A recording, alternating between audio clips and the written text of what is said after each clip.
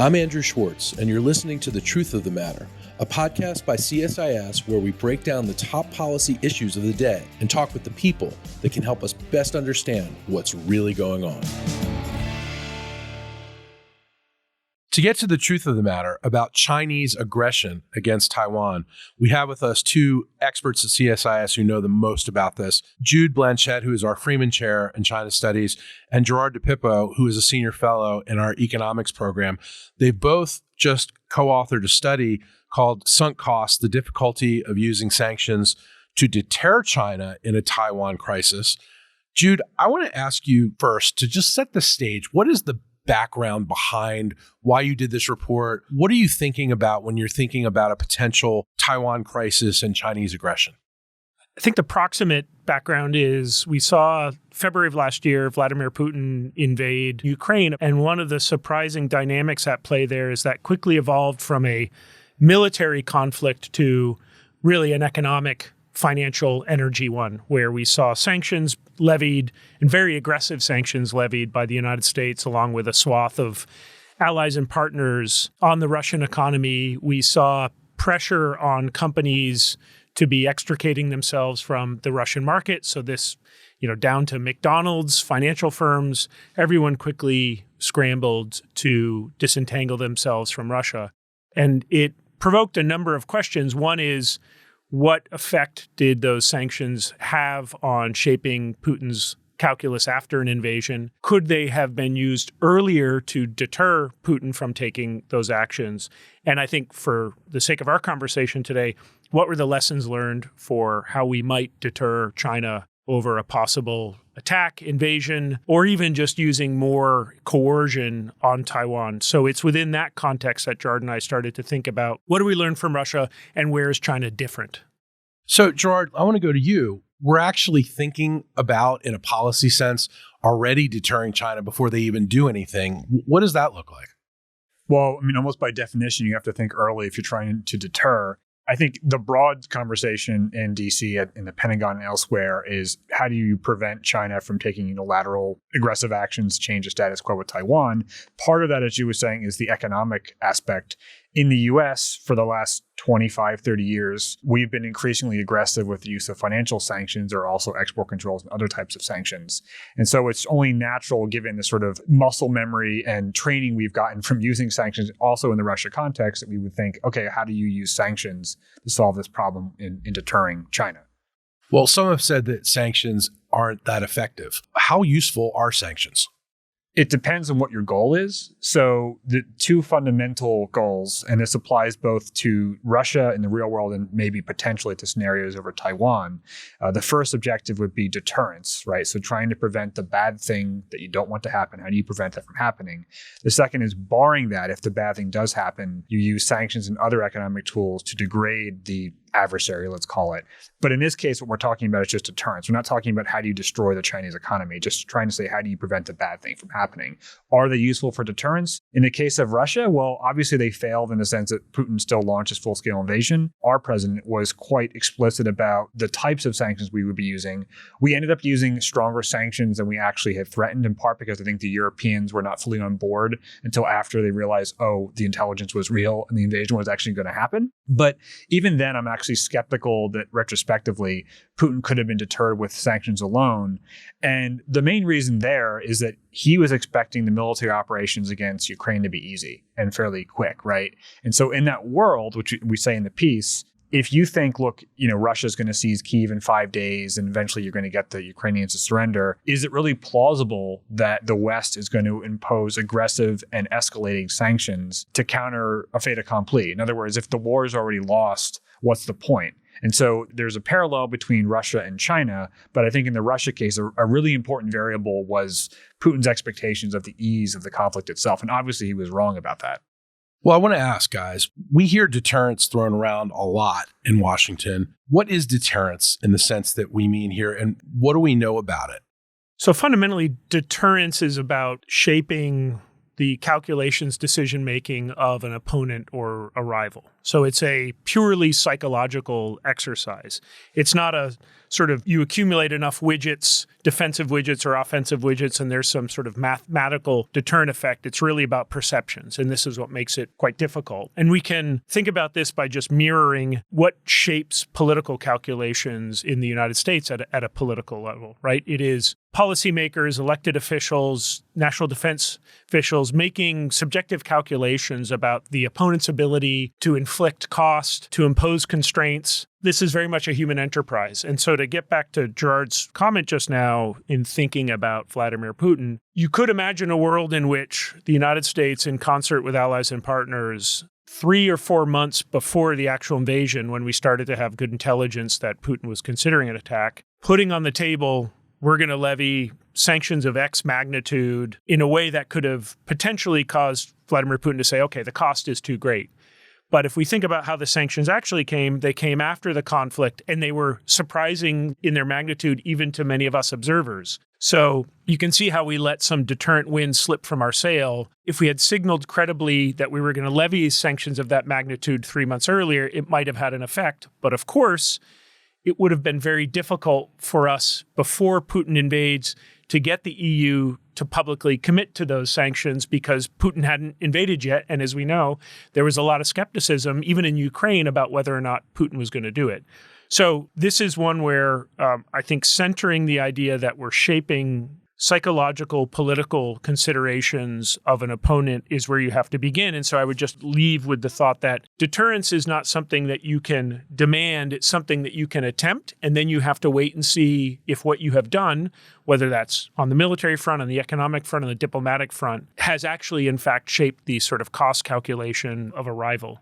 And to add to that, when we're talking about deterrence terminology or theory, there are many ways of slicing it, but one way is the distinction between general deterrence and immediate deterrence. So general deterrence is basically your steady state. It's your baseline. It's what the adversary expects outside of a crisis, just kind of in general. The immediate deterrent is how are your actions affecting your adversary's thinking in the actual crisis. So it's sort of like incremental.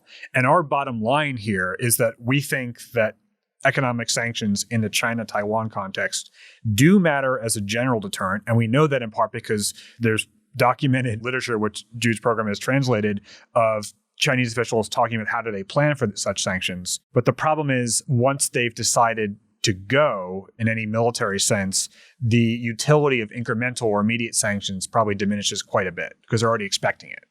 Without getting too much into deterrence literature, maybe one other distinction to put out there, because it may come back up in the rest of the conversation, is there's 2 broad ways we could think about deterrence.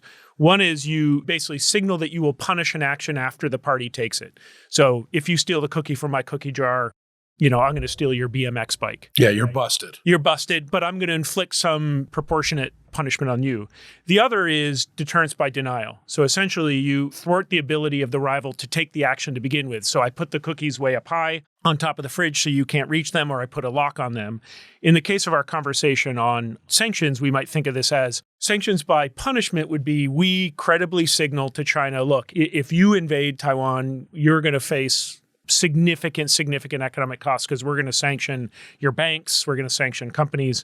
And there's a co-sponsored bill right now called the STAND Act, which is sponsored by Senator Sullivan on the Senate side and Representative Gallagher on the House side, which is essentially takes that punishment. We're going to clearly signal. The other way you could think about sanctions is we levy massive sanctions on China's financial system and companies before they take the action, but because we know they are eventually going to take it and we want to basically disrupt their ability.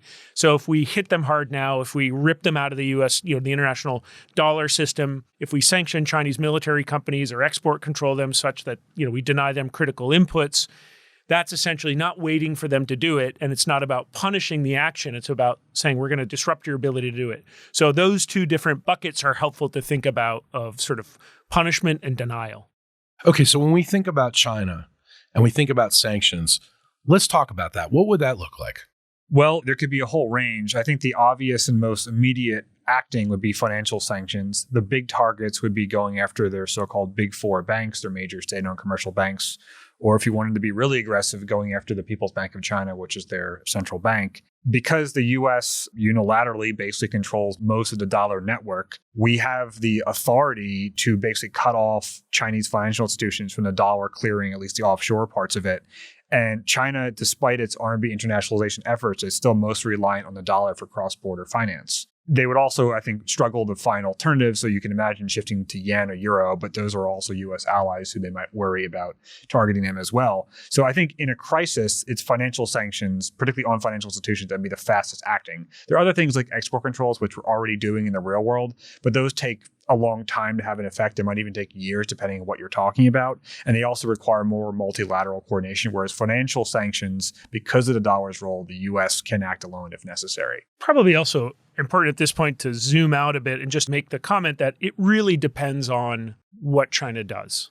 So if we want to have a sort of a mature discussion on sanctions, I think we first need to ask, are we thinking about sanctions as a way to signal punishment to China? And then the important thing is the type of sanctions or punishments we levy will really depend on what actions they take. There are actions which Xi Jinping could initiate, which will clarify the situation very, very quickly, and I think bring together a coalition of countries who would feel compelled to sanction, and not just sanction economically, right? There's diplomatic sanctions, financial sanctions. So we've got a whole range of tools. So in the more extreme version, this would be the sort of nightmare scenario where, for whatever reason, Xi Jinping feels compelled to launch a military invasion, sort of a Putin 2.0, but over the Taiwan Strait. Under that scenario, as Gerard and I have written about elsewhere, I think we can guess that conversations in Washington, in Brussels, in Tokyo would galvanize pretty quickly. So you'd have the military response, which I think would be significant and immediate if it's that unilateral invasion. But in parallel to that, I think you'd see massive sanctions on whole swaths of China. And again, as a conflict continues, if we have U.S. servicemen and women dying in combat, the conversation here will, I think, get escalatory very quickly. The challenge for us, though, is on those scenarios to the left of an invasion. And that, I think, is where things get very difficult. If China is escalating in what we call the gray zone, so not quite an invasion, but they wouldn't call it a blockade because blockade would be technically an act of war, but something that looks like a blockade, so surrounding Taiwan with the PLA and disrupting shipping, that's where I think, as Gerard and I signal in this piece, we need to start thinking now, because then the conversations in Brussels might not be so clear, right? Then folks might say, whoa. Now is not the time for significant sanctions. That'll just make matters worse. And of course, unlike Russia, sanctioning China will, of any significant degree, will almost certainly mean pensions of American citizens are going to take a hit, right? Inflation is going to go up. Yeah, I mean, this is going to rock the global economy. Yeah, China's not Russia, right? So remember the supply chain disruptions and inflation we experienced during COVID, times that by a factor of 10. And that's what we're going to be dealing with. But that's what makes the political discussions on this more complicated than a Russia scenario. Gerard, so one of the things that's got to be complicated when you think about this is the role of American businesses. American business wants to do business in China, wants open markets. What's the calculus there in signaling this kind of deterrence? The problem is you have to answer that question in the context of plausible scenarios when this might happen. So in a gray zone scenario, businesses are generally going to be pushing against using unilateral measures. They're going to basically want to preserve market access to China. They don't want to have capital controls imposed on them such that they can't, repatriate their profits. But I think the further to the right on the spectrum you get, where China is actually taking actions that might be perceived as acts of war, that China, which we've written about in a separate piece called Pyrrhic Victory, that is a much more nationalistic and probably batten down the hatches economically China. And so if you're actually talking about the extreme case, the Chinese market is probably no longer appealing, and at any rate, any foreign capital is not going in and or out. But the problem is, as Jude was already saying, is more the gray zone scenario where are we prepared to impose massive costs, not just on U.S. businesses, which they do have a substantial presence in China, but also U.S. consumers. I mean, China is by far the world's largest manufacturer and exporter. And basically without China, we would have essentially no electronics, right? And so no iPhones, no laptops, none of that stuff. If you really want to go aggressive on the sanctions, that's kind of the stuff that you would be risking. Now, you could say, why don't we just go softer and have loopholes? But then it sort of diminishes the whole point of the sanction. Yeah, it's toothless. Right, exactly. So what is the efficacy of sanctions in relation to a Chinese gray zone activity? Plausibly speaking, I don't think they would be deployed in a way that could be calibrated such that it is balancing the perceived action or severity of the Chinese action with the willingness of the US or at least its allies to go along. I think it's just really, really hard in gray zone situations to imagine using sanctions. And also, even then, if you're saying, well, look, it's something that's ambiguous, it's not necessarily a huge deal, we want to preserve some de-escalation trajectory, then the sanctions you might be talking about are actually not that big of a deal either. In which case, does it really affect Chinese planning? Maybe not. And also, it's important to remember that the whole reason we put a set of actions in the bucket of the gray zone is they're designed to be marginally advance an actor's interests in a way that make it difficult for an opponent to respond, right? It's salami slicing. The point of salami slicing is I just cut a little bit, not enough to where it clearly escalates or makes it difficult to provoke a response by the other side. So again, that almost structurally gray zone actions are difficult to formulate the right response because they're designed to, again, just be sort of marginal nibbles at the edge. And I think the other thing we've noticed, even in just this conversation, is we're to some extent implicitly stating that sanctions by themselves will be limited tools when we think about it. It's not that they're irrelevant. And as Gerard has written, every sanction, even if it's not efficacious in the sense of doing what you want, sanctions have effects, right? So they don't always get you the intended outcome, but they do have effects. So we're not saying these are irrelevant, but as we've tried to think through these scenarios, I think it becomes evident to us that in isolation, using sanctions and thinking you're going to fundamentally steer China one way or the other, especially about a political objective as central to China as is Taiwan, is difficult. And without giving too much detail away, Gerard and I were doing a sort of econ war game on Friday, Saturday, and that strengthened our underlying thesis that we saw when parties were trying to use simply sanctions to try to get China to move substantially away from its objectives on Taiwan. They were not particularly effective. It was really when there was a credible military capability by the United States. That's when you start to see sanctions at the margin could be used as an additional element of cost. But really, fundamentally, it comes down to the fact that China would need to understand that if they take an aggressive action on Taiwan, they're going to face a significant and swift military response. So even if you have the United States, Europe, Japan, Korea, all sanctioning, you think that's not necessarily effective? And this is all speculative. So it's hard to come to scientific conclusions when A, we don't know the scenario, right? Which I think would be really important. The way that, as we mentioned in the piece, one way you could think about the threat of sanctions as being potentially effective is if I'm Xi Jinping sitting in Beijing and I'm thinking about the cost I'm going to pay for a significant escalation on Taiwan. As Gerard said, I might look at threats of sanctions and say, okay, team, it's now time we start thinking about how we can circumvent those. But I would also potentially be thinking about the fact that Brussels and Japan and Australia and Singapore and others are credibly threatening sanctions to be a proxy for potential military engagement by those same parties. So it's not the sanctions themselves, it's the credible signal that Singapore and Australia and Japan are willing to impose an economic cost on China would potentially indicate also a willingness to use military force in response. So in that way, I think they could be effective, but it really comes down to we need to have credible signals of credible threats of sanctions. We can't just sort of loosely go around, shooting from the hip, pretending that we're going to blow up the global economy. We need to be sort of careful and targeted in how we talk about this, such that Xi Jinping thinks, gosh, maybe the coalition who will respond to our actions is larger than I originally thought. I was saying, just getting into the actual scenarios here, right? I mean, there are many potentials, but the question of what would happen if the G7 plus imposed massive sanctions on China? I mean, yes, it would be hugely disruptive to the global economy and to the Chinese economy, but it seems unlikely to me that would happen in a vacuum.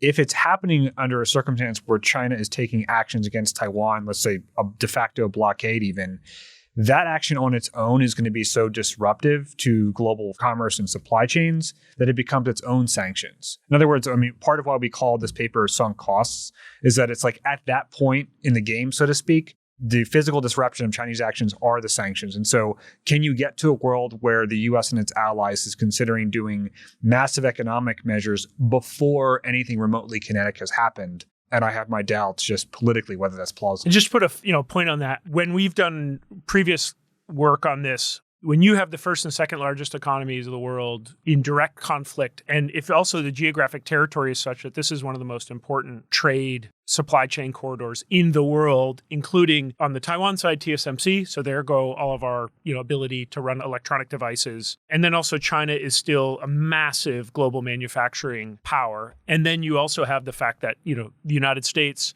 doesn't come out of this, even if we win the military conflict, we've suffered extraordinary economic costs.